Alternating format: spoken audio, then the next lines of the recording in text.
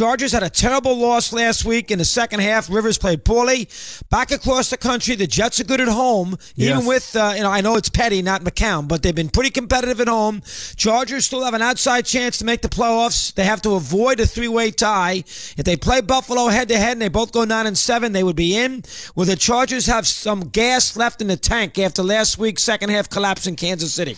Well, they better. I don't think the game will be easy for them. The Chargers right now, it looks like both of their starting tackles could be out, but I'll wait till tomorrow to get the final word. But if they're both out, that's a big deal. And they're lucky they're getting Bryce Petty. If it's Josh McCown, I think this game would go right down to the wire. The Jets, what are they going to do? They're going to try to milk this game, slow it down. You can run the ball a little bit on the Chargers and try to make it less possessions. And the one thing, the Jets are not great at sacking the quarterback, but Darren Lee and Demario Davis, tremendous speed at linebacker, they're playing great, but the Jets can push the pocket. And that's the one thing that bothers Phillip Rivers. And that's why they lost against Kansas City, Chris.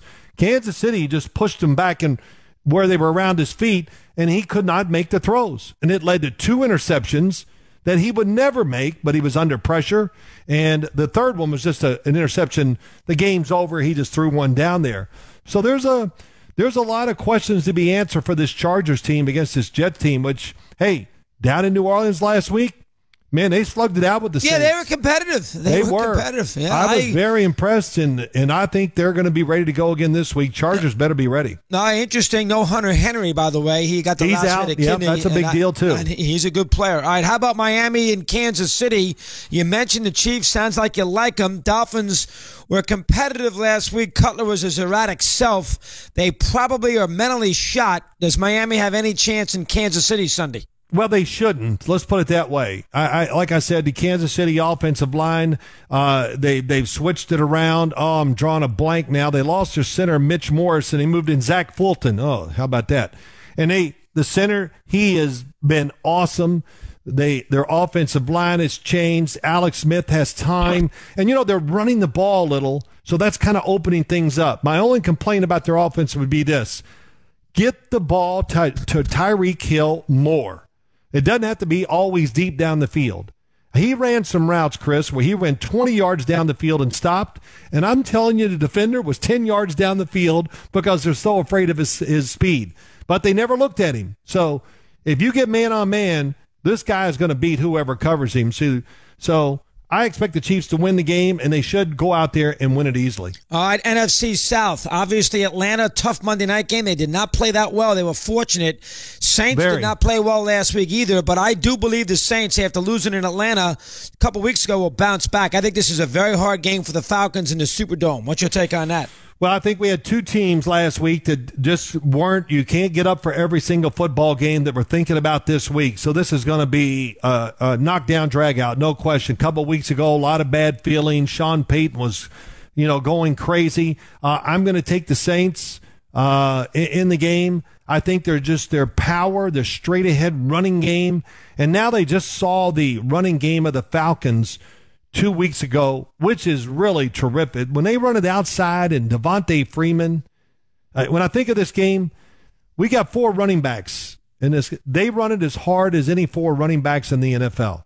And but I give an edge to the Saints because they're down there, and Atlanta just seems to, by the middle of the third quarter, they always seem to start fading in my eyes. And I think the Saints can hang in there and win it. I agree. I think the 49ers are going to give Jacksonville a lot of trouble going across the country for Jacksonville. They're in the playoffs. They know they got Tennessee the following week, Christmas Eve. Niners are hot. I like the 49ers this week to be very competitive. What's your thoughts about that? They could be. I think that was one of those games I said, man, I might have to pick a couple upsets. Then I kind of really thought about it and watched it. And the 49ers, they're okay at protecting the passer. And this week they're going against a really different group. I think that'll be the difference. The Jacksonville defense will pressure Garoppolo, and if San Francisco's not running the ball well, then they could be in trouble. The Jacksonville offensive line has made tremendous strides from early in the year to what we see now.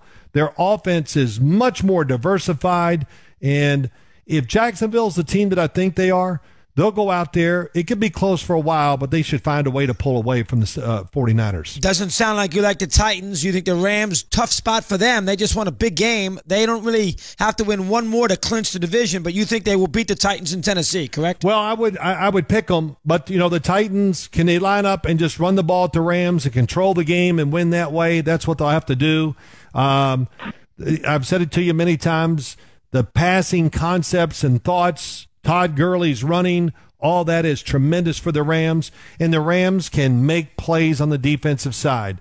And what scares me a little bit, Marcus Mariota, twisted knee, hamstring injury, all these things. Did a nice job bringing them back last week to put them ahead with the field goal. But the Los Angeles Rams, they're a Super Bowl caliber football team. They got to find a way to win this game. Great job, Phil. I'm looking forward to it for your holiday. I'll watch you all weekend. And Friday, you and I will go at it again. Looking forward to a big week. Thanks very much. Good job with the family update, too. All right, bud. Thank you. Have a good weekend. You got it. Phil Simms. As we continue to wrap up hour number 2, we got a lot more to do. We got a very good third hour for you today. Danielson here at the top on the 2 big games that are a week from Monday. And then Brent later with picks. We'll do a little Lindbergh with him, too. Plus Michael Weissman, who worked with Brent for years. He in the next hour. Worked with Enberg for years. He in the next hour. Getting warmed up. Stick with us.